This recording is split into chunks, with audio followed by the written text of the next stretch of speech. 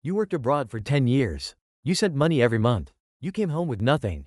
Every year, more than 1.9 million Filipinos pack their bags and leave. They go to Saudi Arabia, Hong Kong, Qatar, Singapore, the UAE, Japan. They work as nurses, engineers, domestic helpers, seafarers, construction workers, caregivers. And they send money home, every month, without fail. Collectively, OFW remittances are the Philippines' single largest source of foreign income. Bigger than tourism, bigger than BPO, bigger than any export the country produces.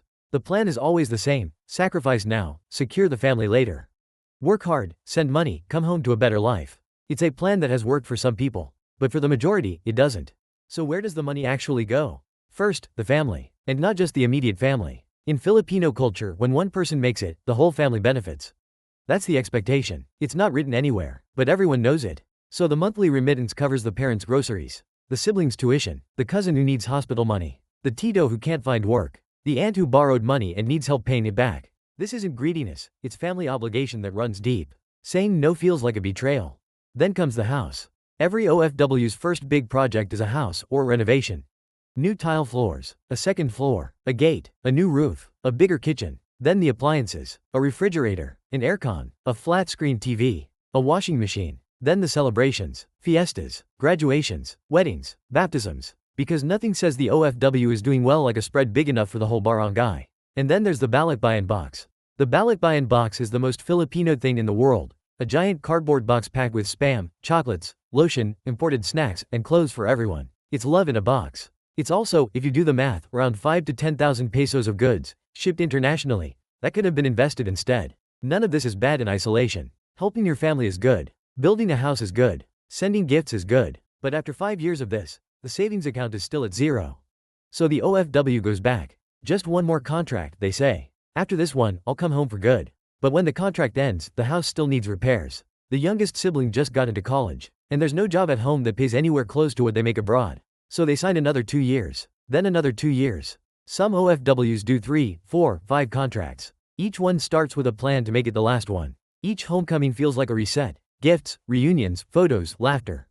And then the quiet realization: they have to go back. The years stack up, and the plan, secure the family, come home, stays just one contract away. Always just one contract away.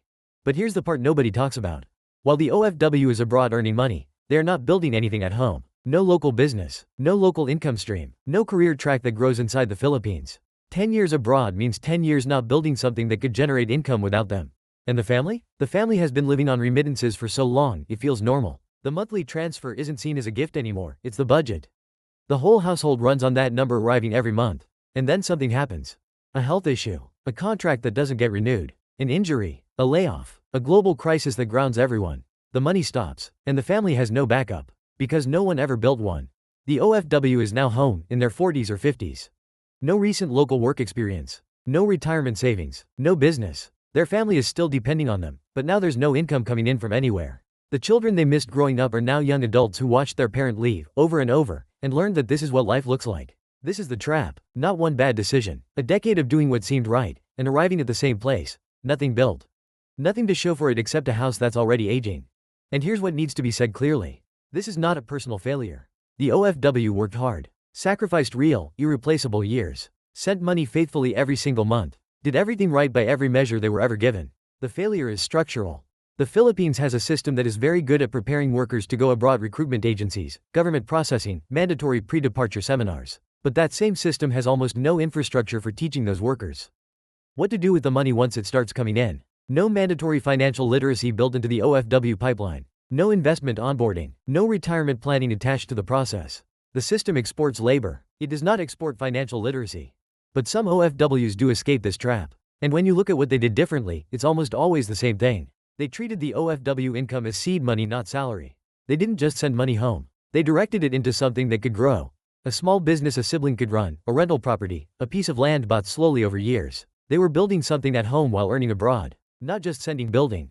That's the difference between 10 years of sacrifice and 10 years of investment. You worked abroad for 10 years. You sent money every month. The ones who came home with something didn't just send it. They built with it.